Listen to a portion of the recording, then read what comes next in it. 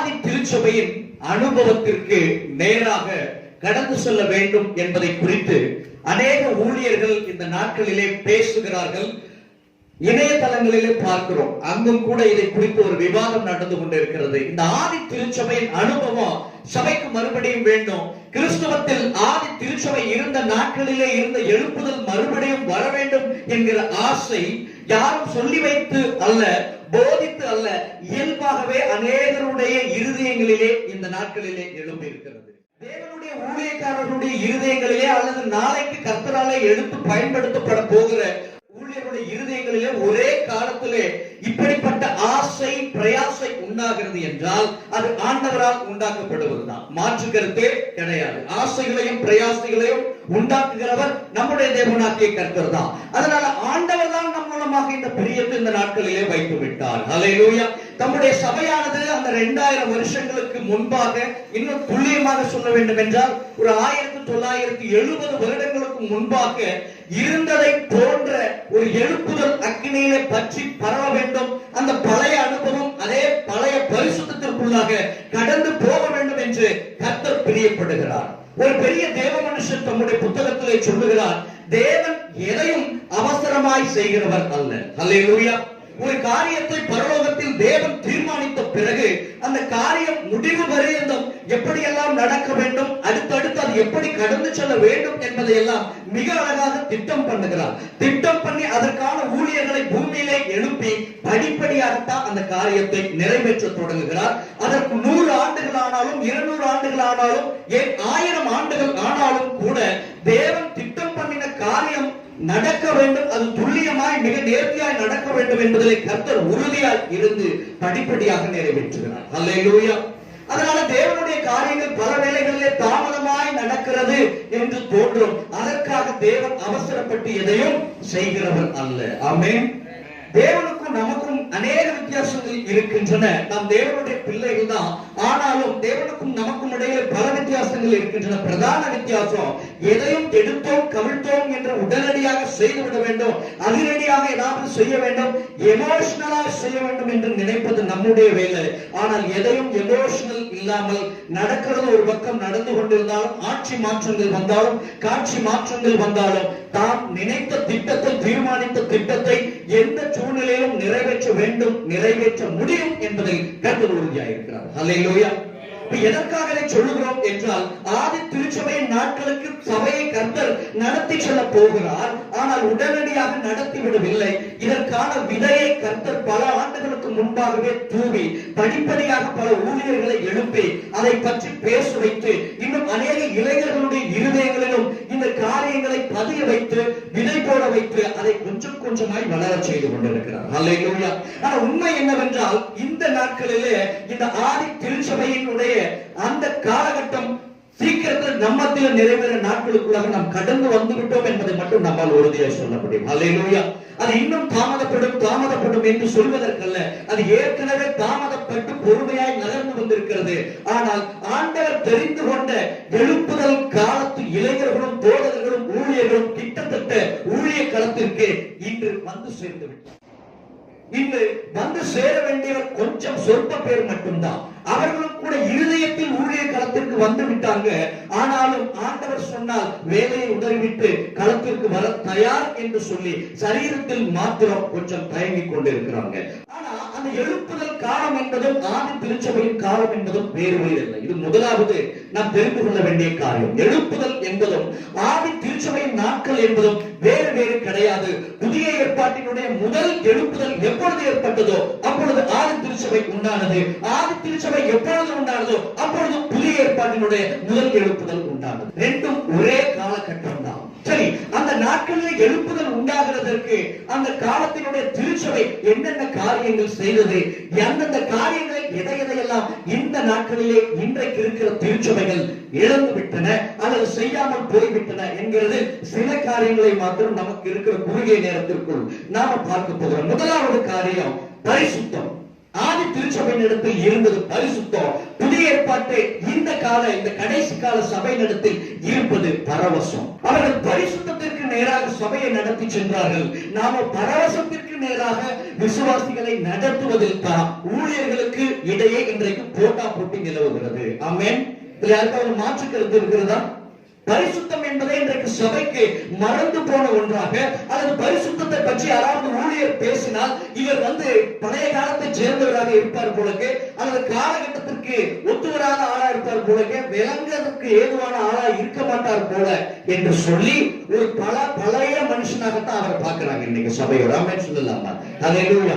விசுவாசிகள் அப்படி பார்ப்பது குற்றம் இல்லை. ஆனா பல ஊழியர்கள் இன்றைக்கு சக ஊழியனை பரிசுத்தத்தை பத்தி பேசுகிறார், கடிந்து பேசுகிறவனை வேறு விதமான கண்ணோட்டத்தை, இதெல்லாம் வேறு மாதிரியான கேட்டகரியை சேர்ந்த போதகர்கள். இவர்களோடு நாம் என்ன செய்யக்கூடாது?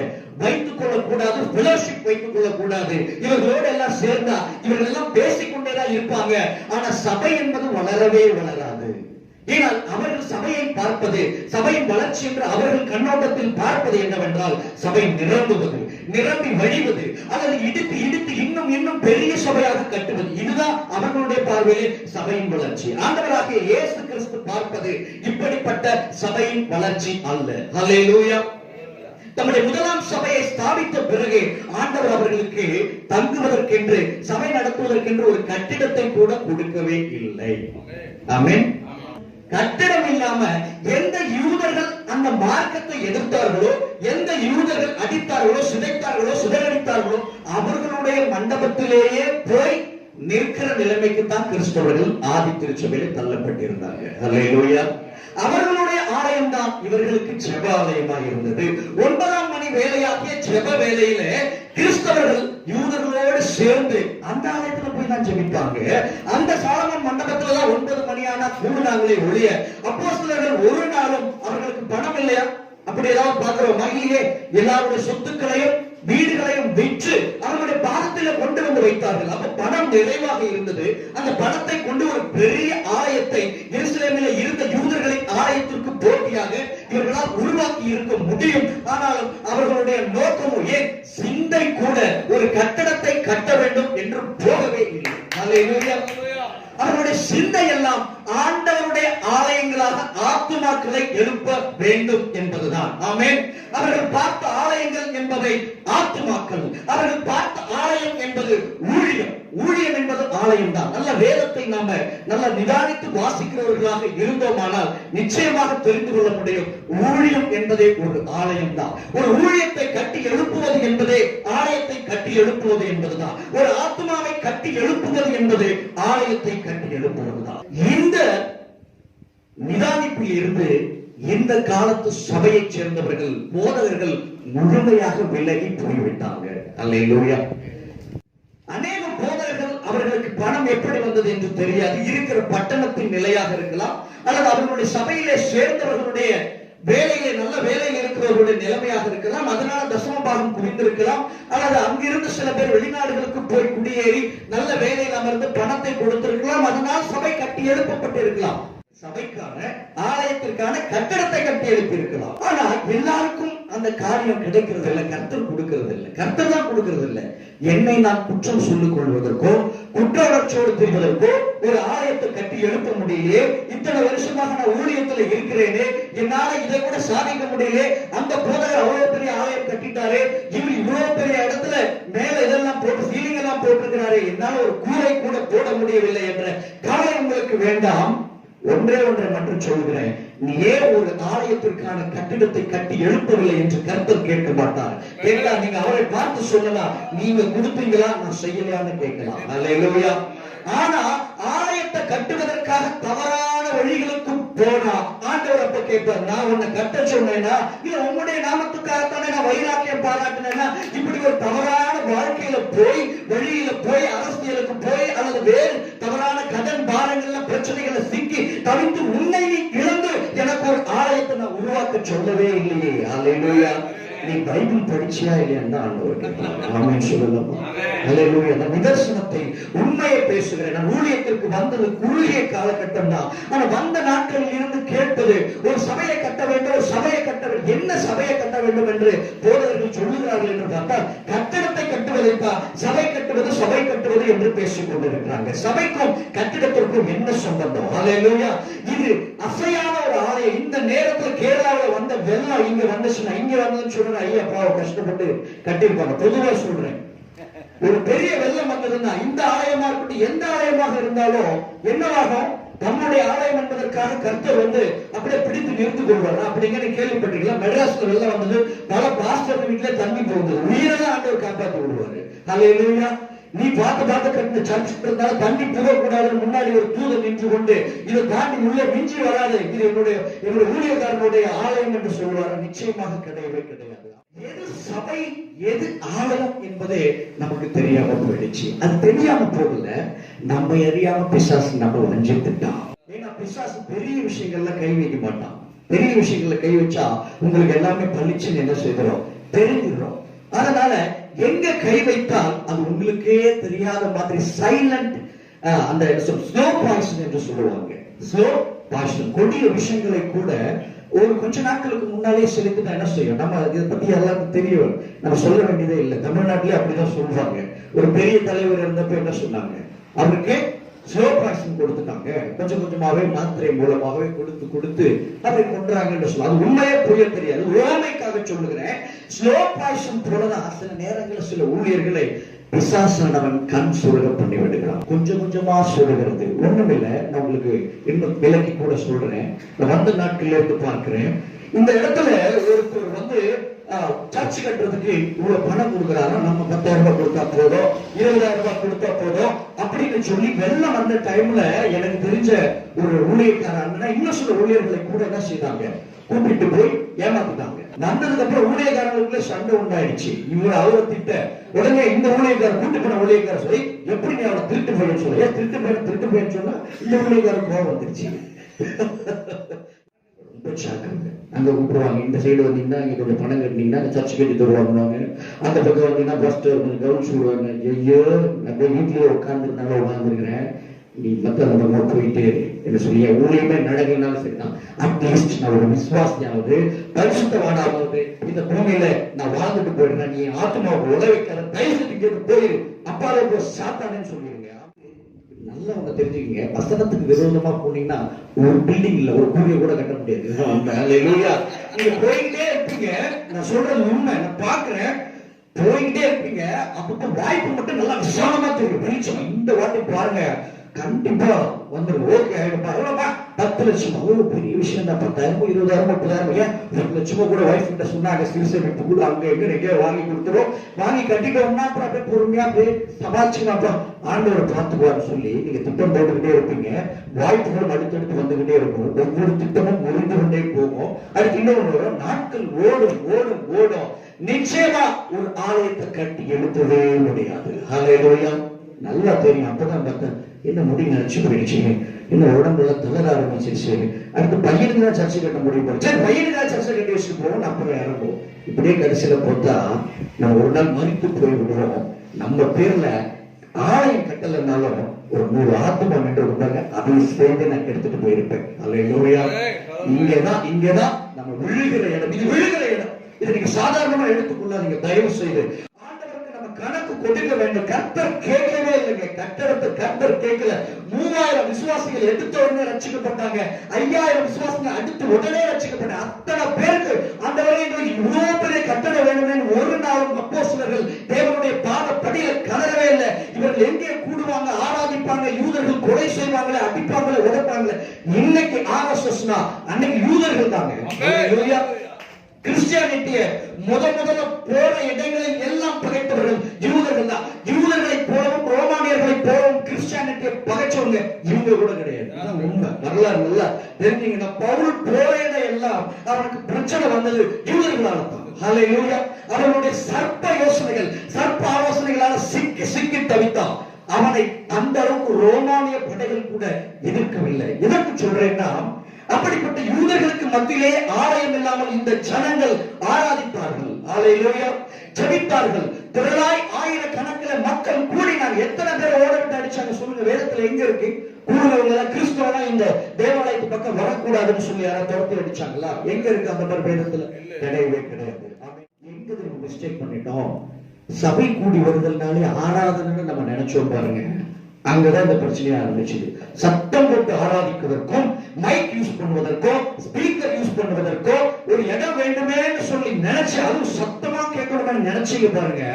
அந்த சபை கூடி வருதல வேற மாதிரி வசனத்தின் படி பார்க்கிறோம். ஆராதனை ஆராதனை ஆராதனை, பரவசம், கை தட்டணும், குதிக்கணும்னு நினைச்சுக்கிட்டோம். இதெல்லாம் கொஞ்சம் வித்தியாசமான காரியம் நமக்கே தெரியும்.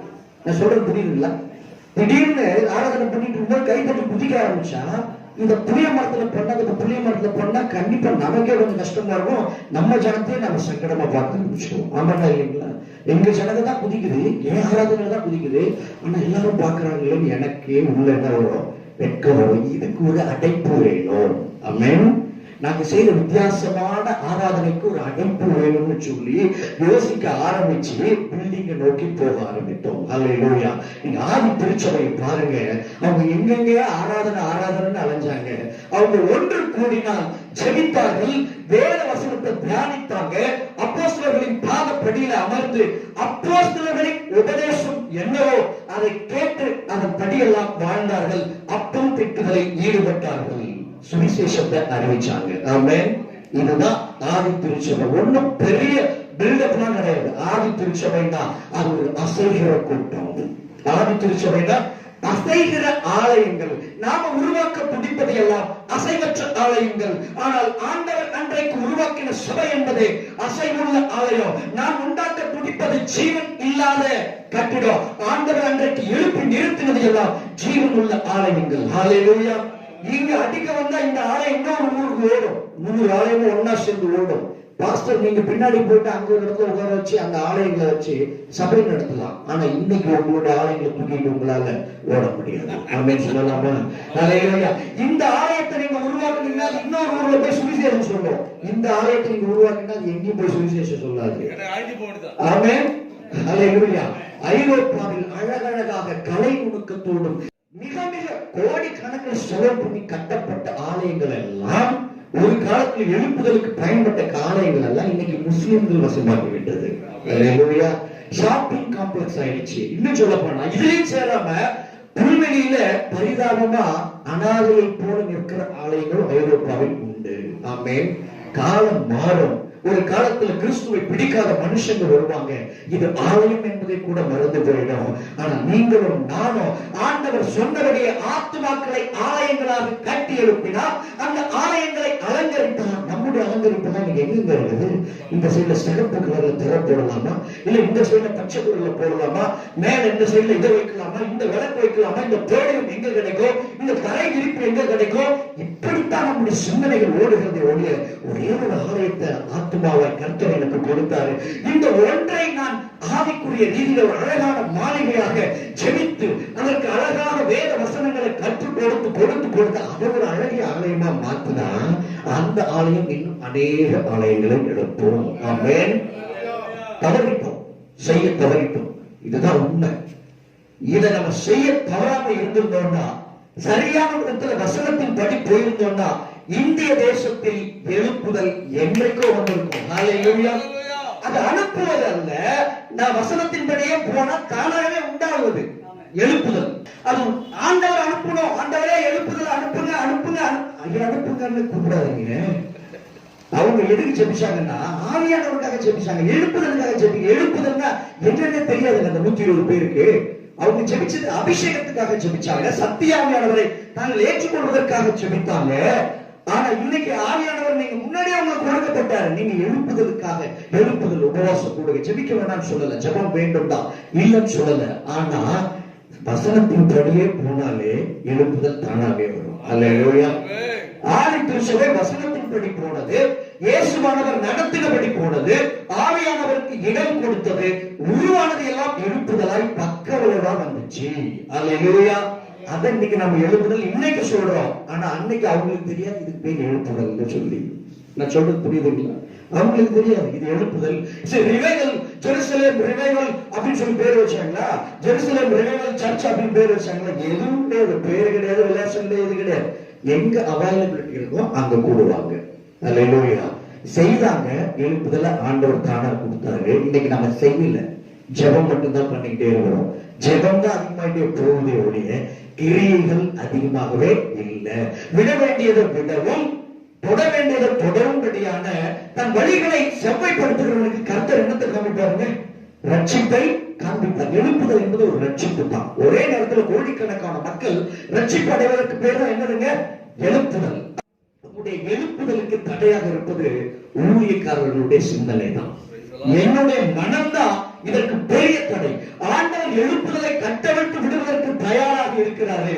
ஆனால் எழுப்புதலை நடத்தி கொண்டு போகிற தம்முடைய ஊழியர்கள் ஆயத்தம் இல்லாமல், அவர்களே என்ன செய்வது என்று புரியாமல், அல்லது சிந்தையில வேறு வேறு காரியங்கள்லாம் பிக்ஸ் பண்ணி கொண்டு இதுதான் சரி, இப்படித்தான் போக வேண்டும் என்று தங்களே திட்டங்களை திட்டிக் கொண்டு இருக்கிறபடினால கர்த்தர் யோசித்துக் கொண்டிருக்கிறார். அல்லேலூயா. கர்த்தர் தாமதிக்கிறார். ஆமென் சொல்லலாமா? களம் என்பது சரியாகி விட்டா அதுக்கப்புறம் விதைய போட வேண்டியது தானே. நீங்க நிலத்தை உழுது வச்சிருந்தீங்கன்னா, ஒரு விவசாயி வந்து விதையை வாரி தூக்குறன்னு யோசிக்க போறானா என்ன? நிலத்தை உடையவர்கள் நிலத்தை உழுது தர வேண்டும். விதைக்கிறவன் அப்பொழுது வந்து விதைப்பான். அல்லேலூயா. தரிசு நிலத்தை காட்டி விதையா விதைக்கலன்னு சொல்லி விதைக்கிற இடத்துல போய் நாம கோபித்துக் கொள்ள முடியாது. நிலத்தை உழ வேண்டியவர்கள் நாம தான். நம் கையில் நிலமாகிய ஊழியம் கொடுக்கப்பட்டு விட்டது. அதை நாம அந்த பகுதி கொடுக்கப்பட்டிருக்கிறது. ஒரு ஊரோ, ஒரு கிராமமோ, ஒரு பட்டணமோ, ஒரு மாவட்டமோ கொடுக்கப்பட்டிருக்கிறது. அத்தனை பேர் ஒன்று சேர்ந்து அதை உழுது, அதை செப்பனிட்டு தரிசு நிலத்தை நல்ல நிலமாக மாற்றி வைத்து விட்டு சொன்னா, ஆண்டவர் விதையை வாரி தூவாரு. எழுப்புதலின் விதை போடப்படும். அதற்கு பிறகு பராமரிக்கிறது மட்டும்தான் நம்முடைய வேலையாக இருக்கும். அல்லேலூயா. திருச்சபையிலே பரிசுத்தத்துக்கு தான் முதலிடம். பரிசுத்தம் இல்லைன்னா அப்போஸ்தலர்களுக்கு வருகிற கோபம் சாதாரணமாய் இருக்காது. தீட்டுள்ளதும் அருவருப்பானதோ அன்றைக்கு ஆவின் திருச்சபைக்குள்ள நுழைய முடியல. அனனியா சப்பீராவை பார்த்து பரிசுத்த ஆவியானவர் வெகுண்டு எழுந்து பேதுரு மூலமாக நியாய தீர்ப்பை கொடுத்தாரு. அல்லேலூயா. அதன் மூலமாக சபையில் இருக்கிற மற்றவர்களுக்கு பயத்தை உண்டாக்கினார். இன்னைக்கு பயம் இருக்குதா சபையில? சபையில பயம் இருக்கா? உருவாக்க தவறிவிட்டீங்க. பயத்தை உருவாக்க தவறிவிட்டோம். அந்த பயம் இன்னைக்கு அப்போஸ்தலர்களுக்கு இருந்து. பயம் வரும்போது எழுப்புதல் வரும். பயம் வரும்போது எழுப்புதல் வரும். சபை ஊழியத்தை குறிச்சு, சபை என்னுடைய ஸ்தானத்தை குறிச்ச பயம் எனக்கு இல்லாதப்போ என் மேல விசுவாசிகளுக்கு பயமே வராது. நான் நிக்கிற இடம் யாருன்னு, நான் யாரு, என் கையில கர்த்தர் கொடுத்த பொறுப்பு என்ன, என்னை பற்றி வேதம் என்னவெல்லாம் சொல்லுகிறது, அதை நானே மறக்கும் பொழுது ஜனங்களுக்கு கண்ணுக்கு தெரியும் அவர்தான் பாஸ்டர்னு. ஆனா மதிக்காதுங்க. ஆமா, அவர் சொல்லுவாரு, அவரே சரியில்லை அப்படின்னு சொல்லிட்டு என்ன சொல்லிட்டே இருப்பாங்க, போய்கிட்டு இருப்பாங்க. நான் தேவ மனுஷன், நான் முதலாவது தேவ மனுஷன், நான் ஊழியக்காரன் என்பதை காட்டிலும் நான் தேவனுடைய மனுஷன். அவர்தான் ஆண்டவர் ஃபர்ஸ்ட் ஒரு இடத்துல எதிர்பார்க்கிறாரு. இதுதான் முதல் ஸ்தானம். அப்போஸ்தலர்களை கர்த்தர் சீடர்களை தெரிந்து கொண்ட பொழுது எந்த பைபிள் காலேஜுக்கும் ஆண்டவர் அனுப்பல. படிக்காதவர் தான் தெரிந்து கொண்டார். ஆண்டவரே படிக்காதவர் தான். ஆண்டவர் அவர்களை நடத்தின முறை, சஞ்சரித்தல். முதல்ல என் கூட உட்காரு, சாப்பிடு, படுத்து, தூங்கு, நட. நான் எங்க போறேன்னா அதை பாரு, நான் என்ன சொல்றேன் எல்லாவற்றையும் வேடிக்கை பாரு. 3 வருஷம் இதுதான் ட்ரைனிங்கா இருந்துச்சு. அல்லேலூயா. எந்த சூழ்நிலையில நான் எப்படி நடந்துக்கிறேன், யாருக்கு எப்படி பதில் கொடுக்கிறேன், எதை எப்படி ஹேண்டில் பண்றேன், எல்லாத்தையும் கூடவே தங்கியிருந்து 3 வருஷம் பாரு. இதுதான் பெஸ்ட் பைபிள் காலேஜ். இதுதான் சஞ்சரித்தல். இந்த சஞ்சரித்தலை விட பெஸ்ட் பைபிள் காலேஜ் இந்த உலகத்திலே கிடையாது. சர்டிபிகேட்டுக்காக அலைஞ்சு திரிஞ்சீங்கன்னா ஆண்டவரே உங்களோட சர்டிபிகேட் கையில் வந்து சேராது. நான் பாக்குறத சொல்றேன். வந்த நாள்ல இருந்து பாஸ்டர்ஸ் எல்லாரும் பைபிள் காலேஜ் அங்க டீச்சிங் கொடுக்குறாங்க, இங்க சர்டிபிகேட் கொடுக்குறாங்க. இது எங்க இறுதி காலத்தை குறிச்சு ஒரு அப்படி கத்தி முழங்கிட்டு வரும். ப்ரொஜெக்டர் போட்டு அடையாளங்கள் எல்லாம் துல்லியமா இருக்குது. ஆண்டவருடைய வருகை வெகு வெகு சமீபம். இதை குறிச்ச உணர்வே இல்லாம போதகர்கள் இன்னைக்கு நம்ம பைபிள் காலேஜ்ல எங்க சர்டிபிகேட் கொடுக்குறாங்க, எங்க படிக்காம சர்டிபிகேட் கொடுக்குறாங்க, ஆன்லைன்ல எங்க படிச்சு முடிக்கலாம், அப்புறம் போஸ்டர்ல பாட புத்தகத்தை அனுப்புறது எங்க தேடி கண்டுபிடிச்சு அலைஞ்சு, எங்க சபை கட்டுவாங்க, இடம் கொடுப்பாங்க, பணம் கொடுப்பாங்கன்னு தேடி அலைஞ்சு நம்ம தேடல் எல்லாம் இப்படியே ஆண்டவரை வந்துட்டு போயிருப்பாரு, நமக்கே தெரியாம போயிருவோங்க. அல்லேலூயா. ஆன்டி கிறிஸ்து தான் தெரியும். எங்க கிறிஸ்து தான் அந்த கிறிஸ்து தான் இருப்பாரு. உனக்கு தெரியாது, அவங்க சபைக்காரங்க எடுத்துட்டாங்க. நீங்க என்ன பண்ணீங்க? பாஸ்ட் தான். நீங்க என்ன பண்ணி பாஸ்ட் தெரியுங்க. அதுவே பெரிய விசுவாசி. ஆண்டவர் அருகில கைவிட போடுறதை விட பாஸ்ட் ஊரெல்லாம் தெரிஞ்சுட்டு எல்லா சமயம் எடுத்துட்டு நான் மட்டும் பாஸ்ட் பைபிள் தெரியுது. நீங்க என்ன பண்ணிட்டு இருக்கீங்க? உங்க ஆளுகெல்லாம் வேலை போய் சேர்ந்தாங்க. நீ இன்னும் அங்க இருக்கிற, அப்ப நீ எல்லாம் வருகையை பத்தி பேசிட்டு இருக்க, அப்ப நீ எங்கதான் இருக்கீங்க அப்படின்னு கிறிஸ்தவங்க கேட்க மாட்டாங்க. வேற ஆளு கேட்பாங்க. வெளியில தலை காட்ட முடியாது. ஆண்டவரோட முதல்ல சஞ்சரிங்க. ஆண்டவருக்கு பிடிச்சமானது என்னன்னு தெரிஞ்சுக்கீங்க. அந்த கால வேத பாரகர், பரிசேயர், படிச்சவன் எல்லாம் இன்னைக்கு இருக்கிற பெரிய பெரிய எம்டி, டாக்டர், ரெவரண்ட் பாஸ்ட் போட்டாங்க. இதுக்கிட்ட நம்மள எப்படி ஸ்பெசிஃபிக் பண்ணி காமிக்கிறது சில பேருக்கு தோணுச்சு. எல்லா பேரும் பாஸ்ட் போட்டுக்கிறேன். இது என்ன 10 பேர் ஒரு ஊர்ல வேலை செய்யணும் பாஸ்ட் போட்டுக்கிறேன். நான் 1000 பேருக்கு பாஸ்ட் எனக்கு எப்படி பேரை டிஃபரெண்ட் பண்ணி காமிக்கிறது? ரெவரண்ட் போடு முன்னாடி ரெவரண்ட் போனேன். இதுல எல்லா பேரும் ரெவரண்ட் போட ஆரம்பிச்சாங்க. ரொம்ப போச்சு. இப்ப நான் ரெவரண்ட் நான் ரெவரண்டா இல்ல டாக்டர் முன்னாடி போடு அப்படின்னு போடு. இதுல இருந்து போடுவீங்க. எத்தனை டாக்டர் டாக்டர் டாக்டர் டாக்டர் போடுறதா? அதுல முடிவே கிடையாதா? ஆமென். ஆண்டவர் இந்த சந்ததியை திறந்தள்ளி போட்டாரு. ஆண்டவர் எதிர்பார்க்கிறது எல்லாம் இந்த உலகத்துல எனக்கு அடையாளம் என்பதெல்லாம் வேணாம். ஆண்டவருக்கு ஒரு ஊழியக்காரன்னு சொல்ற ஒரே ஒரு அடையாளம் போல நிக்க போற ஒரு கூட்டம் எழுப்பி வந்துட்டு இருக்கு. நிச்சயமா ஆண்டவர் ரொம்ப துக்கப்படுறாரு, வேதனைப்படுறாரு. பெரிய ஊழியர்களை பற்றி எல்லாம் கூட இந்த இடத்துல பேசுவாரு. பரிசுத்த ஆவியானவர் இந்த நாட்களில் சபைகளை குறித்து, ஊழியர்களை குறித்து மிகுந்த துக்கத்தை இன்றைக்கு காண்பித்துக் கொண்டிருக்கிறார். ஹல்லேலூயா. அவருடைய துக்கத்தை புரிஞ்சிக்கிற அளவுக்கு கூட நம்முடைய இருதயம் ஆயத்தமா இல்லைங்கிறது தான் மிகப்பெரிய வேதனை. அவர் அழுதா கேட்கறது கூட நமக்கு செவிகள் மட்டுப்பட்டு போய்விட்டது. அவர் தப்பு தம்பி நெல்லு அப்படின்னு கைப்பிடிச்சு சொன்னா கூட இருங்க உங்க ஊழியத்துக்காக நான் போயிட்டு இருக்கிறேன் அப்படின்னு போற பாருங்க. இது என்ன வைராக்கியன்னு சொல்றதா இல்ல வேதனை கொடுமைன்னு சொல்றதா? அவர் ஊழியத்தை கொடுத்து அவரே கொஞ்சம் நிறுத்தி நீ போற வழி தப்பு, கொஞ்சம் இந்த வழியில போகாத இப்படி போன்னு சொல்றதுக்கு கூட டைம் கொடுக்காம ஒரு தரிசனம் ஒரு அழைப்பு நானே பிக்ஸ் பண்ணி சபை கர்த்தருடைய பார்வையில அது கிடையாது. அல்லேலூயா. சிம்பிளா சொல்லணும்னா இங்க இருக்கிற எந்த கருவும் கர்த்தருடைய ரத்தத்தினாலே வைக்கப்பட்டது கிடையாது. ஆனா நீங்க பிடிக்கிற ஒவ்வொரு ஆத்மாவும் கர்த்தருடைய ரத்தத்தினால் சம்பாதிக்கப்படுவது. ஆமே. அதை அலங்கரிங்க, அதனுடைய சுபாவத்தை அலங்கரிங்க, அதை கனிகள் அதுல இடத்துல பழும பண்ணுங்க, அதை பரவசத்துல நடத்தாதீங்க, பரிசுத்தத்துல நடத்துங்க. மெட்ராஸ்ல போய் பாருங்க, சில பேர்லாம் குடிச்சுக்கிட்டு நான் மீடியாவில் சில ஃப்ரெண்ட்ஸ் எல்லாம் என்ன தம்பி ஏன் இப்படி குடிக்கிறீங்க அப்படின்னு சொல்லி அட்வைஸ் பண்ணப்ப சொன்னா, அண்ணன் நான் யார் நினைச்சீங்க ஏஜி சர்ச்ல பாஸ்ட் கூட ஊழியர் செஞ்சுட்டு இருந்தேன் அப்படின்னு சொல்லி சொன்னேன். ஏஜி சர்ச்ல ஊழியர் செஞ்சியா? என்னடா செஞ்ச அப்படின்னா கீபோர்டு வாசிச்சேன். எங்க ஃபேமிலியை ஊழியக்கார குடும்பம் என்ன அப்படின்னா இன்னைக்கு பெரிய குடிகாரன் ஆயிட்டான்.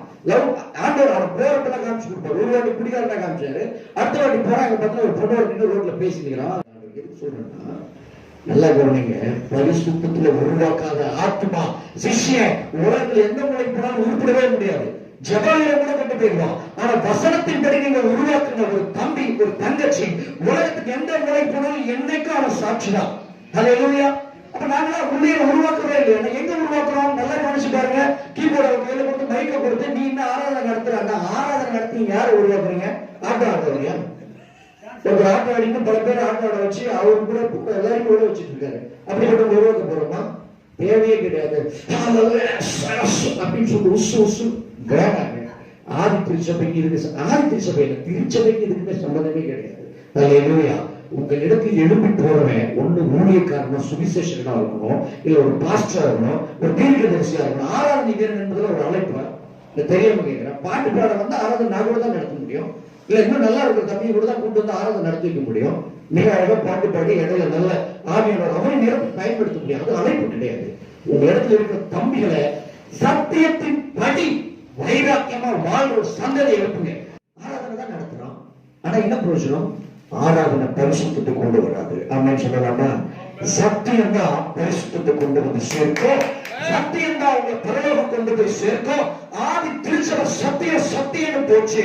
ஊழியக்காரங்க அன்னைக்கு இருந்த அப்போஸ்தலர்கள் படிக்காதவனா இருந்தாலும் பைபிள் படிக்காதவங்க கிடையாது. வித்தியாசம் இருக்குது. எம்எஸ்சி எம்பிலாம் படிக்கணும்னு ஆண்டவர் யாரையும் கேட்கவே இல்லை. பைபிள் படிச்சான்னு கேட்கிறாரு. ஆமா, நான் படிக்கிறவங்க என்னடா ஆண்டவர் பயன்படுத்த முடியும்? இந்த கதையில பேசக்கூடாது. பைபிள் படிக்க தெரியல. அப்போ ஒழுங்க டெய்லி வேதத்தை படிச்சு அதுல கிரமமா பேசு. அவங்க ஜெபிச்சாங்க. ஏன் ஜெபிச்சாங்க? ஜெபிச்சுட்டே இருந்தாங்க. ஏங்க வசனத்துல என்ன தேறினாங்க, அதனால ஜெபத்திலே தெரிச்சிருந்தாங்க. நம்ம வசனத்துல என்ன தேரலங்க. இயேசு கிறிஸ்து ஏன் எப்ப இரவு நேரத்துல ஜெபம் பண்ணாரு? அவர் 30 வருஷத்திலேயே வேதத்தை நல்லா கற்று தேர்ந்துட்டாரு. அல்லேலூயா. இதுக்கு மேல படிக்கிறதுக்கு ஒண்ணும் இல்ல. அதனால ஜெபிச்சா போதும். பகல்ல ஊழியம், நைட்டு ஜெபம்ல உட்கார்ந்தாங்க. அப்போஸ்தலர்கள் இயேசுவோட இருந்த காலகட்டத்திலேயே நல்லா தேறிட்டாங்க. அந்த 120 பேர் கூடி இருக்கும் பொழுது யூதாஸ்க்கு பதிலாக இன்னொரு ஆளை தேர்ந்தெடுக்கும் பொழுது பேர் சங்கீத புஸ்தகத்திலிருந்து ரெஃபரன்ஸ் எடுக்கிறார். சங்கீத தாவீதின் மூலமாக பரிசுத்த ஆவி சொன்ன வாக்கியம் வேத வாக்கியம் நிறைவேற வேண்டியதா இருந்தது. அப்ப என்ன அர்த்தம்? 40 நாள் ஆண்டவர் ட்ரெயின் பண்ணிட்டாரு, இதெல்லாம் நிறைவேற வேண்டியதா இருந்துச்சு அப்படின்னு சொல்லி. இவங்களும் 10 நாள் நல்ல ஜபத்தோட தியானிச்சுட்டாங்க. வந்து நின்னா வேற மாதிரி நிக்கிறாங்க. தேர்னாங்க, ஜபத்திலே தரிச்சிருந்தாங்க. நம்ம இன்னும் தேரவே இல்லை, ஆனா ஜபத்திலேயே தரிச்சிருக்கிறோம். அல்லேலூயா. வசனம் இல்லாம வழி தெரியாத ஜபம் கூட ஏதோ என்னாலே நடக்க முடியும்னு சொல்லி ஸ்தோத்திரம் சொல்லிட்டு போற கதையா போயிடுது அப்படின்னு சொல்லலாமா? அல்லேலூயா. வழி எதன் முதல்ல தெரியல, நடக்க வேண்டிய வழி, கட்டளை, முறைமை. என்ன நம்பி ஆண்டவர் 10 ஆத்மாவை கொடுத்திருக்கிறாங்க. நான் எந்த வழியில் அவர்களை நடத்த வேண்டும் என்பது முதல் எனக்கு தெரியணும். நானே கூடனா அப்ப 10 கூடனுக்கு நான் வழிகாட்டினா எல்லாம் சேர்ந்து மொத்தமாக பால வந்து விட வேண்டியதுதான். என் கண்கள் முதலாவது திறக்கப்பட்டவனாக, கண்கள் தெளிவிக்கப்பட்டவனாக, பாலினால் சுத்தமாக்கப்பட்ட கண்களை உடைய ஆவிக்குரிய கண்களை உடைய தகப்பனா நான் நிற்கும். ஒரு அப்பாவுக்கு தெரியும் தன் பிள்ளை எப்படி நடத்தணும்னு. அந்த அப்பா ஸ்தானத்துக்கு நீங்க வந்துட்டீங்களா நீங்க கொஞ்சம் யோசிச்சு பார்த்துக்கோங்க. ஆண்டவரே எனக்கு ஆத்மாவை கொடுக்க மாட்டாரு, ஆடை கொடுக்க மாட்டாரு, நம்ப மாட்டாருன்னு அர்த்தம். இந்த நம்பிக்கை வரலன்னு அர்த்தம். அல்லேலூயா. வருஷத்துல ஆண்டவர் பார்க்க 15 வருஷம் ஆச்சு ஆண்டவரே, 50 வருஷம் கூட ஆகட்டும், இந்த கர்த்தருக்கு நம்ம மேல நம்பிக்கை வரவில்லை. அந்த நம்பிக்கை என்னைக்கு வருதோ அன்னைக்கு மொத்தமா சேர்த்து கொடுத்துருவாரு. மொத்தமாவே 25 வருஷத்துக்கு சேர்த்து இருந்தா வச்சுக்கணும். 25 வருஷத்துக்கு இத்தனை கணக்குன்னு போட்டு நான் மொத்தமாவே கொடுக்குறேன், வச்சுக்கிட்டு கொடுத்துருவாரு. அல்லேலூயா. நம்பிக்கை வரப்படுவதற்கு நம்ம முயல வேண்டும். சடலத்திற்கு அனல் மூட்ட பார்க்காதீங்க. சடலத்திற்கு அனல் மூட்ட முடியாது. என்ன செய்யறோம்னா ஆராதனையில பாவத்துல விழுந்து ஆத்மா மறுத்து போன நிலையில் இருக்கிற ஆத்மாக்களுக்கு நீங்க ஆராதனை மூலமா அனல் மூட்டு பாக்குறீங்க. உயிரே இல்லாத பணத்துக்கு என்ன வந்து ஆராதனை நடத்தி அபிஷேகத்தில் நடத்தி அது எப்படி அனல் மூட்டப்படும்? செய்ய வேண்டியது என்ன தெரியுமா? மனம் திரும்புதலுக்கு ஏதுவான பிரச்சனை. நீங்க எல்லாம் நினைச்சுக்கிட்டீங்க ஏதோ ரட்சிக்கப்பட்டு உள்ள வந்தவங்க எல்லாமே ரட்சிக்கப்பட்டவங்க கிடையவே கிடையாது.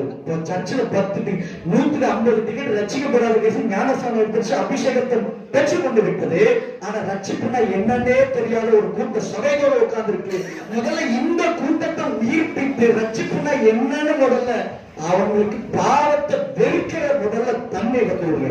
பாவத்தை வெறுக்கலன்னா என்னங்க கிறிஸ்துவ?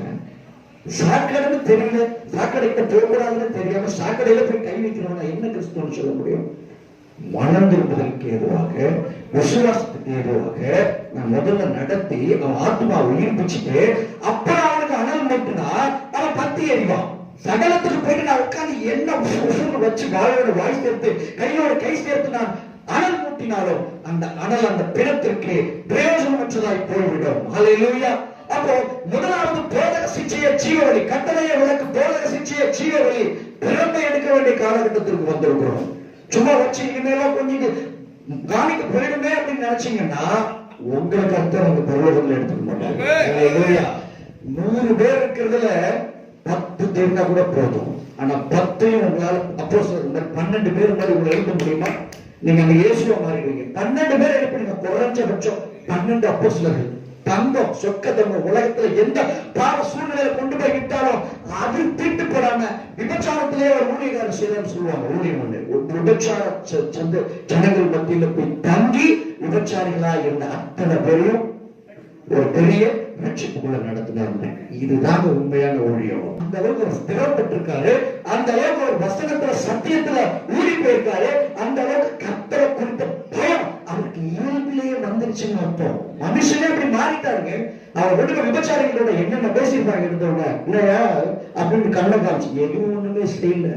என்ன வேணா கண்ணகாமி, நீ என்ன வேணா கையாட்டிக்காமி, நீ என்ன வேணா செய்ய, நான் வந்த வேலையே உன்னை நான் பார்க்கிற விதம் வேற, நீ என்ன பார்க்கிற விதம் வேற, ஆனா நான் என்ன பார்க்கிற விதம் வேற என்று சொல்லி என் பார்வை என்னுடையதா இருந்துச்சுன்னா, அது ஆவிக்குரிய பார்வையா இருந்துச்சுன்னா என்னால நிச்சயம் சாதிக்க முடியும். அல்லேலூயா. செத்த பிணங்களுக்கு அனல் மூட்டுவதை விட்டு விடுவோம். முதலாவது நான் வசனத்தின் மூலமா உபதேசம் தாங்க தட்டி எழுப்புவோம். வெறும் பிரேயர் தட்டி எழுப்பிடாது. அத்தனை நாட்கள் அவங்களுக்காக உபவாசம் பண்ணி ஜெபிச்சோம். நானும் என் மனைவி அந்த பிள்ளை மார்பாகணுன்றதுக்காக ஜெபிச்சோம். அந்தரங்கமான பாசத்தை அந்த பிள்ளை எப்படி புரிந்து கொள்ள முடியும்? ஒரு அப்பா சொல்றாரு அம்மா கிட்ட என் பையன் ரொம்ப பிடிச்சிருக்குன்னு சொல்றாரு, நல்ல வழியில நடத்த மாட்டாரு, இப்ப இந்த அந்தரங்கமான பாசம் அவனுக்கு புரியுமா புரியாதா? புரியாது. நல்ல கவனிங்க. நீங்க அந்தரங்கத்துல உங்களுடைய ஆத்துமாக்களுக்காக அழுவதை புலம்புவதை பார்க்கிலும் அதிகமாய் நேரடியாக அவருக்கு முன்னால உங்களையே மாதிரியாக, மந்தைக்கு மாதிரியாக உங்களையே நீங்க காண்பித்து அவனை நீங்க உபதேசத்துல நடத்த வேண்டியது இருக்கிறீங்க. இன்னைக்கு கோச்சிக்குமா, அழுவா, பிடிக்காத உங்க முகத்தை பார்த்தா, ஆனா ஒரு நாள் சொல்லுவான். நீங்க சொல்றாங்க நிறைய பாஸ்டர்ஸ், இவர் எங்களுடைய போதகர், இவர் தான் என்ன உருவாக்குனாங்க. பேஸ்புக்ல எடுத்து அவங்களுடைய பழைய ஊழியக்காரனோட போட்டோ போடுறாங்க. ஏன்னா அவங்க ஐயா அவரை உருவாக்கின விதம் அப்படி. ஆனா இன்னைக்கு நீங்க சொல்லுதா வச்சீங்க, அவன் இஷ்டத்துக்கு அவனை விட்டீங்க. நாளைக்கு அவன் சொல்லுவான், நான் போன சர்ச் சரியில்லைங்க, நான் போன பாஸ்டர் சரியில்லைங்க, அவர் என்ன வீணாக்கிட்டாரு, என்னுடைய வாழ்க்கையில 15 வருஷத்தை வீணாக்கிட்டாரு, 20 வருஷத்தை வீணாக்கிட்டாரு, உங்க மேல குற்றம் சுமத்துவான். தேவ சொன்னீங்க. அல்லேலூயா. சில பாவங்களுக்குலாம் அடி பயங்கரமா இருக்கும். நான் சொன்ன உங்களுக்கு புரியும் நினைக்கிறேன். நம்ம நிக்கிற ஸ்தானம் அப்படி. ஏன்னா ஒரு புத்தகத்துல வாசிச்சிருக்கிற ஒரு பெரிய தேவ மனுஷன் சொல்றாரு, நரகமானது போதகர்களுக்காக தன்னுடைய வாயிலை அகலமாக திறந்து வைத்திருக்கிறது என்று சொல்லி. பிசாசானவனுடைய முதல் டார்கெட் பாஸ்டர், பாஸ்டருடைய வைஃப், பாஸ்டருடைய பிள்ளைங்க. ஹல்லேலூயா. அப்பதான் உங்க சர்ச்சில் இருக்கிறவங்க எல்லாம் கிறிஸ்தவங்க எல்லாரும் பிசாசுடைய டார்கெட்டே கிடையாது. சிலதெல்லாம் பாருங்க, செபிக்காது, வேத வசனமே வாசிக்காது, நல்லா இருக்குது, என்ன பிரச்சனை? ஆனா நம்ம ஒரு நாள் வேத வாசிக்காம ஜெபிக்காம இருந்து பாருங்க, ஒரு வாரம் இருந்து பாருங்க, வீட்டுல அரிசி பருப்பு எண்ணெய் கிண்ண எதுவுமே இருக்காது, பக்கத்து வீட்டுல போய் வாங்குற நிலைமைக்கு தள்ளப்பட்டுருவோம். இதுதான் ஸ்தானம். பிசாசு நீ எங்க சிக்குவ, எப்ப சிக்குவன்னு வாசப்படி முன்னாடியே நீங்க கூட்டமா பார்த்துட்டு இருக்காங்க. எப்ப கை லைட்டா தளரும், எப்ப கண்ணு சுருக்கும், இவனை எப்ப அடிச்சு தூக்கலாம், எப்ப இவன் ஜபம் இல்லாம இருக்கான், மனைவியை தூண்டி விடலாம், பிள்ளைங்களை தூண்டி விடலாம் அப்படின்னு சொல்லி நரகம் உங்களுக்காக தான் வாசல் திறந்து வச்சிருக்கு. ஏன் தெரியுமா? ஒரு படையில ஒரு ராணுவத்தை ஜெயிக்கணும்னா ராஜாவை ஒரு தட்டுதல்னா போடும், அவன் பின்னாடி 5 லட்சம் பேர் இருந்தாலும் சரி, செதறி ஓடி போயிடும். நீங்க நம்ம பாக்குறோம், பழைய ஏற்பாட்டிலையும் பாக்குறோம், ராஜா செத்துட்டாருன்னு தெரிஞ்சிருச்சுன்னா, தளபதி செத்துட்டாருன்னு தெரிஞ்சிருச்சுன்னா, ஆனா ராஜா சும்மாதான் உட்கார்ந்து இருப்பாரு பாதுகாப்போட. செத்துட்டாருன்னு தெரிஞ்சா எவ்வளவு பெரிய ராணுவம் வந்தாலும் செதறிடும். அல்லேலூயா. ஊழியக்காரர் எழுந்துட்டாருன்னா அதுக்கப்புறம் சபை தானாக விட்டு போயிடும். ஆமென். இன்னைக்கு எல்லாரையும் ஆக்சிடென்ட்ல அடிக்கல பிசாசு, இந்த மாதிரி சின்ன சின்ன தரிசனங்கள், சின்ன சின்ன தவறுகள்ல, சில வசனத்துக்கு விரோதமான ஊழிய முறைமைகள்ல நம்மளை நகர வச்சு பல பேர் வீழ்த்திட்டான். இதான் உண்மை. அல்லேலூயா. பல சபைகள் விழுந்து கிடக்கு. எந்தெந்த ஊழியக்காரன் உயிர்ப்பு இல்லாம ஆத்மாவில் அனல் இல்லாம கிடக்கிறாங்களோ அவர்களுடைய சபைகள் எல்லாம் இன்றைக்கு விழுந்து கிடக்கிறது. நீங்க எழுப்பப்படாம, நாம உயிர்ப்பிக்கப்படாம, நான் எனக்குள்ள ஒரு அனலை மூட்டிக் கொள்ளாம, நான் எழுப்புதல் அடையாம என்னுடைய சபையில ஒரு எழுப்புதல் வரும் என்று நான் எதிர்பார்த்தோமானா அது இந்த ஜென்மத்துல வரவே வராது. ஹல்லேலூயா. ஆத்மா செழிப்பில்லாதிருக்கும் மக்களுக்கு பொருளாதார உடலுக்கு அடுத்த வளத்தை பேசுவது முற்றும் தவறு. உன் ஆத்மா வாழ்கிறது போல எல்லாவற்றிலும் வாழ்ந்து சுகமா இருப்பான். ஒரு கிறிஸ்தவன் அவனுடைய ஆத்மாவின் செழிப்புக்கு தக்கபடிதான் அவனுடைய வாழ்க்கை செழிப்பா இருக்கும். ஆமென் சொல்லலாமா? ஆத்மாவில மறித்து போய் கிடக்கிற விசுவாசி கிட்ட இந்த வாரம் உங்களுடைய வாழ்க்கையில் இருக்கிற பிரச்சனைகள் எல்லாம் தீரும். கர்த்தர் வீட்டை கட்டி எழுப்புறாரு, நீ அப்படியே ராஜாதி ராஜாவா ஏறுவன்னு வாக்குத்தத்தத்தை எல்லாம் ஞாபகப்படுத்தி பேசினா எத்தனை வாக்குத்தத்தை எத்தனை பேர் வாழ்க்கை நிறைவேறிச்சு? எங்க போய் நம்ம உட்காந்து இல்லை தெரியாம தான் கேட்கிறேன். ஆளுகள் வாக்குத்தத்தை படிச்சுக்கிட்டா ராஜாக்களோட அமர்வம், பிரபுக்களோட அமர்வெல்லாம் உட்கார்ந்து முடியுமா? எல்லாரும் கலைஞர் ஜெயில உட்காந்துருக்காம கிறிஸ்தவர்கள் எல்லாரும் என்ன இல்லை. புதிய ஏற்பாடு பழைய ஏற்பாடு பல விஷயத்துல தொடர்பே கிடையாதுங்க.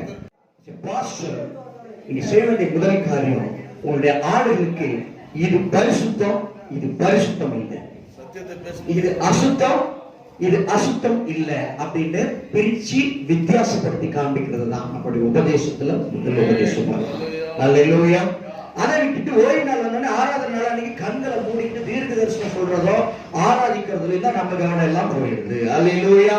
கண்கள் எல்லாம் சுருங்கி அப்படியே மூடி அப்படியே பேச ஆரம்பிக்கிறது இல்லைங்க. முதல் வேலை இந்த பைபிள் சத்தியத்திற்கு உடன் வேலையாட்களாய் இருக்கும்படி. அப்ப முதல் வேலையாள் யாருங்க? முதல் வேலையாள் யாருங்க? பைபிள் தான் முதல் வேலையாள். அல்லேலூயா. இந்த சத்தியத்திற்கு உடன் வேலையாட்களாய் இருக்கும்படிதான் இங்க இருக்கிறத எடுத்து உங்க ஜனத்துக்கு கொண்டு போய் சேர்க்கிற டீச்சர். நீங்க தமிழ்ல போடுறது சரின்னே சொல்றேன் நான், நீங்க போதகர்னே போட்டுக்கோங்க, ஆனா அந்த வார்த்தைக்கு நியாயம் செய்யுங்க. அல்லேலூயா. டீச்சர்னா எவ்வளவு அருமையான வார்த்தை. ஆண்டவர் தம்முடைய சீஷர்களுக்கு டீச்சரா இருந்தாரு. இஸ்ரவேல் மக்களுக்கு டீச்சரா இருந்தாரு. அவர் டீச் பண்ணது எல்லாம் பைபிள்ல இன்னைக்கு இருக்கு. ஆனா நம்ம போதகர்னு தமிழ்ல போடுறோம், ஆனா பல நேரங்களில் நம்ம டீச்சரா இருக்கிறது இல்லை. ஆமென். பிரீச்சிங்கும் டீச்சிங்கும் வித்தியாசம் இருக்கு. பிரசங்கித்தல் என்பது வேறு, போதித்தல் என்பது வேறு. வேதம் அதை மிக அழகாக ரெண்டா பிரிச்சு தான் சொல்லியிருக்கிறாங்க. பிரசங்கம் என்பது அந்த வார்த்தையினுடைய பிரச்சனைகளுக்கு ஏற்ப சில வார்த்தைகள் தீர்க்க தரிசன வார்த்தை இருக்கும், கொஞ்சம் சமர்த்தான காரியங்கள் இருக்கும், ஒரு முழுமையாக அப்படி கூட்டி பெருக்கி கலந்து கொடுக்கிற ஒரு காரியம். ஆனா டீச்சிங், போதித்தல் என்பது தூங்கினாலும் பரவாயில்ல, நகைச்சுவை இல்லைனாலும் பரவாயில்ல, ஜனங்களுக்கு போர் அடிச்சாலும் பரவாயில்லன்னு வலிக்க சத்தியம் சொல்றது. அல்லேலூயா. எதை ரெண்டு தேர்ந்தெடுக்க போறீங்க? நம்ம அதிகமா தேர்ந்தெடுத்தது எதுன்னா பிரீச்சிங் தான் தேர்ந்தெடுத்துட்டோம். பிரசங்கம் நல்லா கொஞ்சம் கதை, கொஞ்சம் காமெடி, இன்னும் சில காரியங்கள் எல்லாம் சேர்த்து, கொஞ்சம் தீர்க்க தரிசனத்தை சேர்த்து, வசனத்தை முடிஞ்ச வரைக்கும் குறைச்சி கலந்து கட்டி கொடுக்கிறோம். இது பிரசங்கம். இது ஜனங்களுக்கு பிடிக்கும், அதனால நிறைவா போய் சேருவாங்க. ஆனா போதித்தல், டீச்சிங் என்பது நிறைய வசனத்தை எடுத்து அதை பிட்டு ஒரு வசனத்தை இன்னொரு வசனத்தோட இணைச்சு காமிச்சு, அது நல்லா புரிஞ்சுக்கணும். வசனத்தை வசனத்தோட இணைச்சு காமிக்கிறது. வசனத்தை எடுத்துக்கிட்டு வேறு வேறு காரியங்களுக்கு எல்லாம் சுற்றி திரிந்து கடைசியில் திரும்ப அதே வசனத்துக்குள்ள வந்து நின்று வசனத்தை முடிச்சுடுவாங்க. இது பேரு பிரசங்கம். இது உண்மையிலே இது பேரும் பிரசங்கம் கிடையாது, ஆனாலும் இந்த பிரசங்கம் நம்ம எடுத்துக்குவோம். ஆனா போதித்தல், போதகர், பாஸ்டர் அப்படின்னா கஷ்டப்பட்டாலே, போர் அடிச்சாலும், ஐயோ என்ன ஐயா போட்டு நீங்க இந்த போடுறாரு அப்படின்னு நினைச்சாலும், நீங்க வலிக்க எடுத்த சப்ஜெக்ட் 1 மணி நேரம் போனாலும் 2 மணி நேரம் போனாலும் அடுத்த வாரம் மீதியை பார்ப்போம்னு விடாம ஆராதனையை வேணா குறைச்சிக்கிட்டு, இன்னைக்கு செய்தி நல்ல கனமா ஆவியானவர் கொடுத்திருக்கிறாரு, ஆராதனையை குறைச்சிக்குவோம், கொஞ்சம் காணிக்கை பகுதியை குறைப்போம். நிறைய பாஸ்டருங்க நான் பாக்குறேன், ஐயோ பேச ஆரம்பிச்சாங்கன்னா சுத்தி அதை பேசிட்டே இருக்கிறாங்க. ஒரு பாஸ்டர் எனக்கு தெரிஞ்ச ஒரு சபைக்கு பிரசங்கம் பண்ண கூப்பிட்டுதாரு. போனேன், ஆராதனையை எவ்வளவு எடுக்க முடியுமோ எடுத்துக்க. சரி, ஆராதனை தான் எடுத்தீங்க, அதுக்கப்புறம் அறிவிப்பு கொடுக்கிறார், பேசுறாரு. கடைசியில 40 நிமிஷம் தான் ஆராதனை இது இருக்கு, பந்தி ஆராதனை இருக்கு, சீக்கிரமா முடிச்சிருங்க அப்படின்னாரு. ஏங்க மற்ற எல்லா காரியத்துக்கும் டைம் ஒதுக்குறோம், சத்தியம் பேசணும், பிரசங்கம், டீச்சிங்னா ஏன் சபையில நமக்கு வலிக்குது? பாலியங்கிச்சோட சபையை கேள்விப்பட்டிருக்கீங்க, 10 லட்சம் பேருக்கு மேல இருக்கிறாங்க, 2 பிரசங்கம் பண்றாங்க தெரியுமா? 2 பிரசங்கம் பண்றாங்க அந்த சபையில. அல்லேலூயா. அவங்க ஒன்றும் ஆராதனைக்கு ஃபேமஸான பாஸ்டர் கிடையாது, அவங்க சபையில ஆராதனைக்காக கூட்டம் கூடல, சத்தியத்தை எடுத்து மிக அழகாக அந்த ஜனங்களுக்கு அவர் போதிச்சுதான் தென்கொரியாவில் அவ்வளவு ஃபேமஸ் ஆனாரு. அல்லேலூயா. இன்னைக்கு ஆண்டவர் அவர் உலகத்துக்கே ஃபேமஸ் ஆக்கிட்டாரு. அப்ப நல்லா கவனிங்க, சத்தியம் தானே ஜனங்களுக்கு விடுதலை கொடுக்க முடியும். ஆராதனையில நீங்க கொடுக்கிற விடுதலை தற்காலிகமானது. அந்த நேரத்துல நிச்சயமா அவங்களுக்கு உடல் சுகம் கிடைக்கும். ஏன், நானே அதெல்லாம் அனுபவிச்சிருக்கிறோம். இது உடல் சார்ந்த பிரச்சனைகளை பார்க்காதீங்க. டீச்சிங் தான் பாவத்தை உணர்த்தும். ஆமென். ஒரு பெரிய பாவத்துல அந்த வாரம் விழுந்துட்டு வந்திருப்பான், நீங்க பாட்டுக்கு வச்சு நல்ல ஆராதனையில் அவரை மகிழ்ந்துட்டு இருப்பீங்களா, வசனத்தை சுகித்திருப்பாய், சுகமா இருப்போம். ஓஹோ, இந்த பாவத்தையும் செஞ்சாலும் நம்ம சுகமா இருப்போம் போல அப்படின்னு தான் நினைப்போம். நீங்க டீச் பண்ண ஆரம்பிங்க, உங்களுடைய பிரச்சனைகளுக்கான டைமை இன்க்ரீஸ் பண்ணுங்க. போர் அடிக்குதான், ஆனா அன்னைக்கு நீங்க விதைக்கிறதுடைய விதை பின்னால்தான் அவங்களுக்கு பலன் கொடுக்கும். நீங்க தயவு செய்து அந்த நேரத்துல அவங்க ஃபேஸ் எக்ஸ்பிரஷனை பார்க்காதீங்க, அது உள்ள என்ன கிரியை செய்யுது அதை மட்டும் பாருங்க. உள்ள எங்கெங்கெல்லாம் ஆண்டவர் அடிக்கிறாரு, எந்தெந்த சந்து மூளை குடுக்கல் கணுக்கள் வரைக்கும் வசனம் போகுது, அங்க என்னென்ன நடக்குது நமக்கு தெரியாது. நம்ம வெறும் முகத்தை தான் பார்ப்போம், கொஞ்சம் அஜீரணமா ஃபேஸ் வச்சிருப்பாங்க, டைஜஸ்ட் ஆகாத மாதிரியே. அதை பார்த்து நம்ம முடிவு செஞ்சு, ஐயோ ஜனங்களுக்கு ஒரு மாறி இருக்கு போடுறதுக்கு தோடு இருப்பாங்க. தயவு செய்து இந்த வேலையை செய்யாதீங்க. நீங்க யாரை நாடி போதிக்கணும்? கர்த்தர் தான் நாடி போதிக்கணும். ஜனங்களை நாடி போதிக்க கர்த்தர் உங்களை தெரிந்து கொள்ளவே இல்லை. இது ஒண்ணு சினிமா கிடையாது, என்டர்டைன்மெண்ட் கிடையாது. எவ்வளவு நேரம் சிரிக்க வச்சோம், எவ்வளவு நேரம் அவங்களை கொதிக்க வச்சோம், அது கிடையாது. இந்த வேலை டீச்சிங் தான். எந்த கிளாஸ் பிள்ளைங்களுக்கு பிடிக்கும், எந்த கிளாஸ் ஜனங்களுக்கு பிடிக்கும் சொல்லுங்க பார்ப்போம். எந்த வார்த்தையில பாடம் நடத்தாம ஜோக் அடிச்சுட்டு பசங்களுக்கு அந்த கிளாஸ் பிடிக்கும். அந்த வேலையை நீங்க செஞ்சா உங்களையும் பிடிக்கும். ஆமென். அந்த பையனுடைய வாழ்க்கை சீரழிச்ச பாவம் வந்து சேரும். அல்லேலூயா. ஆனா சீரியஸா பாடம் நடத்திக்கிட்டே ஒரு டீச்சருடைய கிளாஸ்ல எவனுக்கும் பிடிக்காது. ஆனா பின்னாடி அவர் சாமி மாதிரி நிற்பான். சார் அப்படின்னு இதே பையன் வந்து கும்பிட்டு நிற்பான். சார் நீங்க எல்லாம் எங்க வாழ்க்கை செதுக்குறவங்க சார், ஆனா நீங்க அடிச்சு ஒவ்வொரு அடியும் தான் சார் இன்னைக்கு எங்களுக்கு நடத்திருக்குன்னு சொல்லி. அதனால ஆண்டவர் அழகா சொன்னாரு, டீச்சர், போதகர் என்றால் ஒரு டீச்சர். நீங்க டீச்சரா இருக்கணும். உங்களுடைய ஆராதனை நேரங்களை குறைங்க. பழைய அந்த புதிய ஏற்பாட்டுல அந்த 6 திருச்சபையில ஆராதனைன்னு நீங்க உருவாக்கின முறைமை எல்லாம் கிடையாது. கேட்ட ஒரு காரணம் சொல்லி, பரலோகத்துக்கு நம்ம எல்லாம் போய் ஆராதிக்கணும். எது ஏஜி சபை ஒரு மாதிரி ஆராதிக்கும், பெந்தகோஸ்து சபை ஒரு மாதிரி ஆராதிக்கும். நீங்க கீபோர்டா வச்சுக்க மாட்டீங்க, இதை தட்டிக்கிட்டு ஆராதிப்பீங்க. இப்ப எல்லா விஷயம் ஒன்னா போய் பரலோகத்துல இதே ஸ்டைல ஆராதிக்க போறோம். பரலோகத்துல எப்படி மெத்தடுங்க, எப்படிங்க அந்தந்த சபையில எடுத்துக்கொள்ளப்பட்டவங்களுக்கும் அத்தனை மெத்தடு. இந்த தூதன் வந்து நீ வந்து தட்டு தட்டுற மாதிரி வச்சுக்கோ, நீ கீபோர்டு போடு, ஏஜி சபையில வந்துருக்காருப்பா. என்னங்க அதெல்லாம் பரலோகத்துல அதுக்காக எடுத்துக்கலங்க. என்ன ஆராதிக்கிறதுக்கு ஆளா பத்தலாங்க? தூதர்கள் அங்க இல்லைங்களா? ஆராதிக்கிறது தூதர் பத்தலையா? உங்களதான் அவங்க எதிர்பார்க்கிறாங்க. என்ன கொடுமை இதெல்லாம். உங்களுக்கு ஆராதனை நடத்தணும்னு ஆசையா இருக்குது, ஜனங்களுக்கு மியூசிக் சத்தம் பிடிக்குது, அதனால கூட்டம் சேர்ந்துக்கிறதுக்காக. ஆனா ஆராதனை நடத்ததான் போறோம்னு சொல்லி அள்ளி விட்டா என்ன அர்த்தம்? இது வந்து வேதத்துல ஒரு இடத்துல பாக்குறோம், சபையிலிருந்து எடுத்துக்கொள்ளப்பட்ட பிறகு சபைக்கு முன்னாலதான் ஆட்டுக்குட்டியானவர் முத்திரைகள் அடங்கிய புஸ்தகத்தை வாங்குறாரு. ஆமென். இது எவ்வளவு பெரிய ஒரு மேன்மையான ஸ்தானம். அந்த இடத்துல 4 ஜீவங்கள் இருக்கு, 24 மூப்பர்கள் இருக்கிறாங்க. 24 மூப்பர்கள், 12 மூப்பர்கள் யாருங்க? அப்போஸ்தலர்கள். பரிசுத்தவான்களுடைய ஜெபங்கள் நிறைந்த பொற்கலசங்களோடு தான் ஆட்டுக்குட்டியானவர் பிதாவினுடைய கையில் முத்திரை புஸ்தகத்தை வாங்குறாரு. யார் அந்த பரிசுத்தவான்கள்? எடுத்துக்கொள்ளப்பட்ட கிறிஸ்தவர்கள். ஆமென். நடக்க போற காரியத்தை சொல்றேன். ரகசிய உலகம் நடந்து எடுத்துக்கொள்ளப்பட்ட அப்போஸ்தலர்களும் சபையின் கர்த்தருக்கு முன்னால நிக்குது. நம்மளுடைய ஜெபத்தோட நம்மளுடைய அப்போஸ்தலர்களுடைய வணக்கங்களோட தான் இயேசு முத்திரைகள் அடங்கிய புஸ்தகத்தை வாங்குறாரு. வாங்கி முத்திரையை உடைக்கிறாரு. பூமியில அந்த கிறிஸ்துடைய ஆட்சி தொடங்குது. ஆமென். அப்போ நீங்க இல்லாம பரலோகத்துல உபத்திரவ காலங்கிற ஒரு காலத்தை கர்த்தர் என் டைமே தொடங்க மாட்டார்னா, சபை என்பது எவ்வளவு முக்கியமான ஒரு பாத்திரத்தை பரலோகத்தில் செய்ய போகுது. அதை போய் பாட்டு பார்த்து தான் கர்த்தர் நம்ம தெரிந்து கொண்டாரு அப்படின்னு சொன்னா, சீர் பொருந்துவதற்கு தான் கர்த்தர் என்ன உயிரோட வச்சிருக்கிறார். சுருக்கமா சொல்றேன், ரட்சிக்கப்பட்ட உடனே நம்மளெல்லாம் உயிரை எடுத்துட்டு நேர பரலோகத்துல கொண்டு போய் வைக்கிறது கர்த்தர் ஒரு நிமிஷம் ஆகுது. ஞானசாலை எடுத்தியா, பாவனை கொல்லப்பட்டுச்சா, சாபம் கொல்லப்பட்டுச்சா, சூப்பர். நீ உடனே என்ன பண்ண, அப்படியே கண்ணை முடிக்க மேல வந்துட்டு பரலோகத்துல உட்கார வச்சிருக்க. ஆண்டவர் செய்யல. ஏன் இங்க வச்சாரு அப்படின்னா, வசனத்தை நிறைவேற்ற வேண்டும். வசனத்தின்படி செத்த கிரியைன்னு உங்ககிட்ட நிறைய இருக்கு. அது எல்லாம் நீ சீர் பொருந்த வேண்டும். உன் இடத்துல அதெல்லாம் பிடிக்கப்பட்டு எந்த சூழ்நிலையிலோ உபத்திரம் வந்தாலும், பாதி ஒருத்தி முன்னாடி வந்தாலும், சினிமா வந்தாலும், அரசியல் வந்தாலும், சாக்கடைக்கு மத்தியில வந்தாலும் பரிசுத்தமான வாழ முடியுமா சோதிச்சுதான் பரலோகம் கொண்டு போவாரே ஒழிய, வீட்டுக்குள்ளே வாழ்ந்து நான் பரிசுத்தவான்னு சொல்லி கத்தோலிக்க ஃபாதர் மாதிரி இல்ல ஒரு வீட்டுல போய் மங்களாவை கூட்டிட்டு காரை வச்சுக்கிட்டு நான் பெண்கள் கிட்ட போக மாட்டேன், நான் அதை செய்ய மாட்டேன், அதை பேச மாட்டேன் அப்படின்னு சொல்லி இப்படி துறவி மாறி வாழ்வதற்கு கர்த்தர் நம்மை அழைக்கவில்லை. ஹல்லேலூயா. எப்படிப்பட்ட சூழ்நிலையில் நிற்கக்கூடிய ஆத்துமாக்கள் பாவத்தின் மத்தியில போய் இருந்தாலும், வேதனைகளுக்கு மத்தியில் இருந்தாலும், சூழ்நிலையின் மத்தியில இருந்தாலும், வசனத்தை நிறைவேற்றுகிற ஜனங்களை உருவாக்குவதற்கு தான் போதகர்களாகிய நம்மை கர்த்தர் தெரிந்து கொண்டார். இன்னும் சொல்ல போன விசுவாசிகளை அல்ல, சத்தியவான்களை உருவாக்க கர்த்தர் நம்மை தெரிந்து கொண்டார். விசுவாசிகளை அல்ல, பரிசுத்தர்களை உருவாக்க கர்த்தர் நம்ம தெரிந்து கொண்டார். ஆமென் சொல்லலாமா? வரும்போது எல்லாம் விசுவாசி தான், ரட்சிக்கப்பட்டவர்கள் ஞானஸ்நானம் எடுத்த எல்லாம் விசுவாசி தான். விசுவாசியாவே உங்களை பரலோகத்துக்கு அழைத்த உங்க பாஸ்டர் ஆண்டவர் நியமிக்கல, அவர்களை பரிசுத்தரா மாத்தணும், செயிட்டா மாத்தணும், இயேசுவை போல மாத்தணும், கிருபையினால் பாவங்களை மேற்கொள்ளுகிறவர்களாய் மாற்றணும். ஹல்லேலூயா. நீங்கள் கிருபைக்கு கீழ்ப்பட்டிருக்கிறபடினால் பாவங்களை மேற்கொள்ள மாட்டாதுன்னு சொல்லுகிற வசனத்தின்படி அந்த கிருபையினால எல்லா பாவத்தையும் மேற்கொள்ற கிறிஸ்துவனை உருவாக்கணும். கிருபை என்ன ரட்சிக்கிறோம், என்ன மன்னிச்சுடுன்னு சொல்லி பாவம் செய்யற கிறிஸ்துவனை அல்ல, அதே கிருபையை கொண்டு பாவத்தை மேற்கொண்டு ஜெயம் கொள்ளுகிற கிறிஸ்துவனை உருவாக்க கர்த்தர் நம்மை அழைத்தார். ஆமென் சொல்லலாமா? உங்க மந்தை தான் உங்களை பரலோகத்துக்கு கொண்டு போக வசனம் தெளிவா சொல்லுகிறது. பிலிப்பியர் 2ஆம் அதிகாரம் 14ஆம் வசனத்தில் அப்போஸ்தலனாகிய பவுல் சொல்லுகிறார். பிலிப்பியர் 2:14, நான் வீணாக ஓடினதும் வீணாக பிரயாசப்பட்டதும் இல்லை என்கிற மகிழ்ச்சி கிறிஸ்துவினால் எனக்கு உண்டாயிருப்பதற்கு ஜீவ வசனத்தை பிடித்துக் கொண்டு உலகத்திலே சுடர்களை போல பிரகாசிக்கிற நீங்கள். என்ன சொல்றான் பாருங்க, நான் ஆண்டவருடைய நாள், அதாவது ரகசிய வருகையில கர்த்தருக்கு முன்னால சந்தோஷமா நிக்கணும்னா எனக்கு அந்த ஸ்தானத்தை பெற்று தர போறது யாருங்க? நீங்க.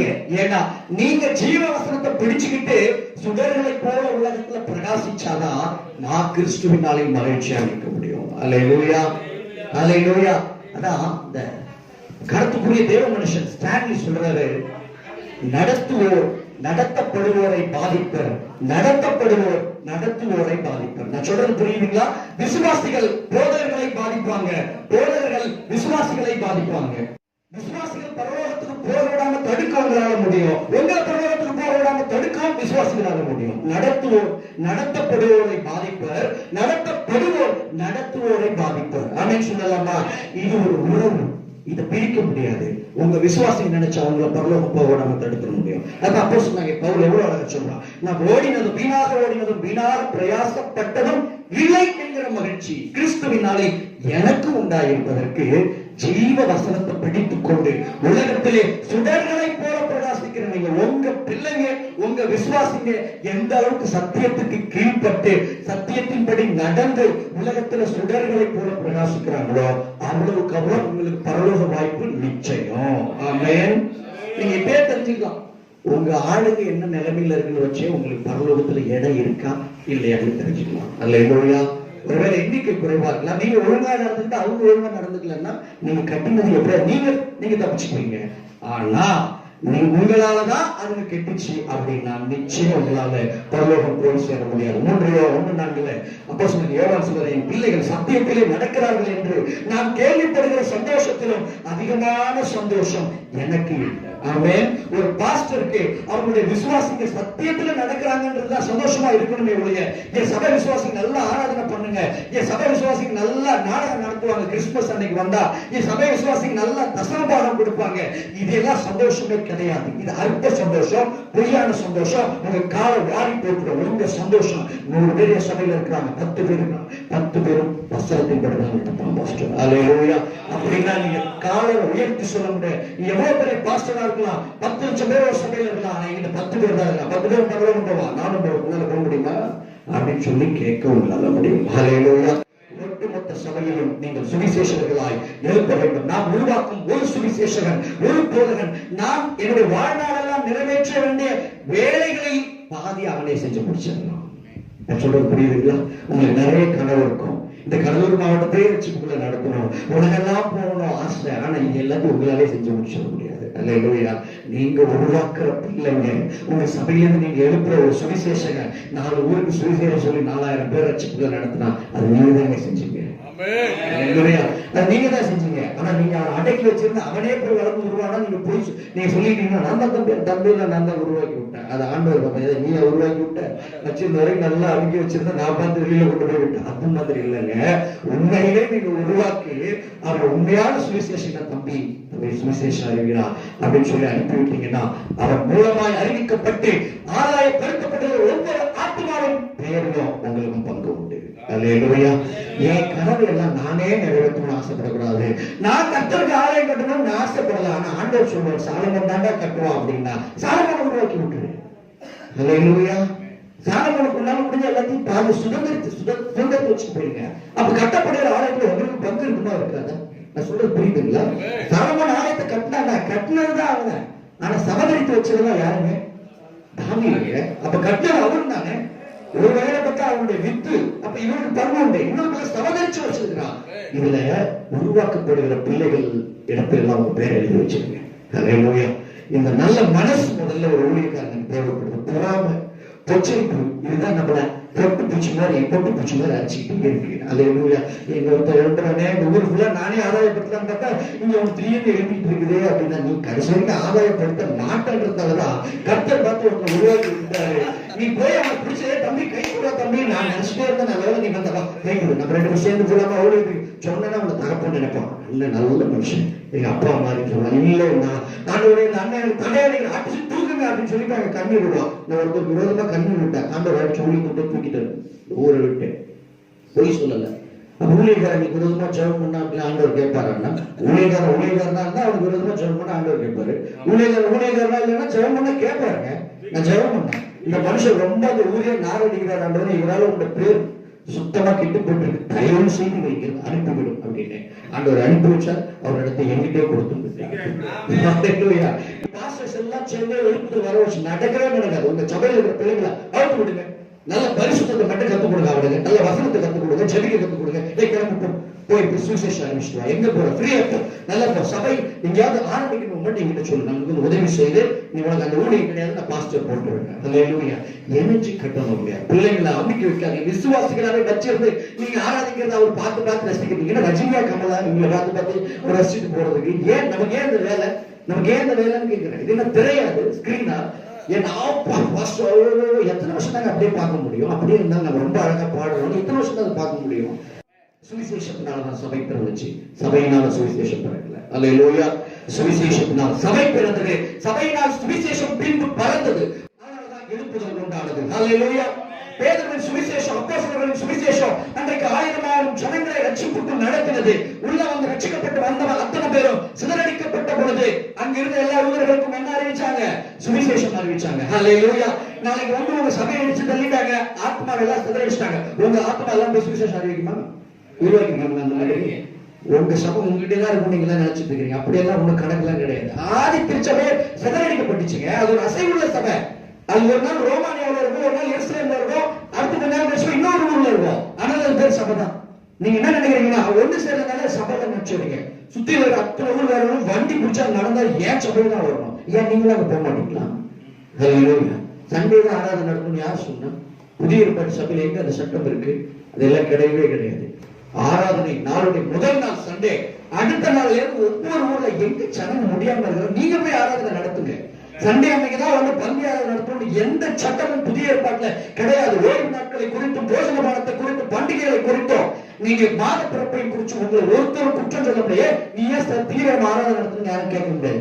ஞாயிற்றுக்கிழமை நடத்தலாம் கேட்கலாம். ஞாயிற்றுக்கிழமை நடத்திட்டு எனக்கு வலு இருக்குது, எனக்கு 10 ஊர்ல ஊர்ல இருந்து நான் போய் 10 ஊர்ல எல்லா நாளும் நடத்துவோம்னா அது யாரும் கேட்க முடியாது. ஆமென்.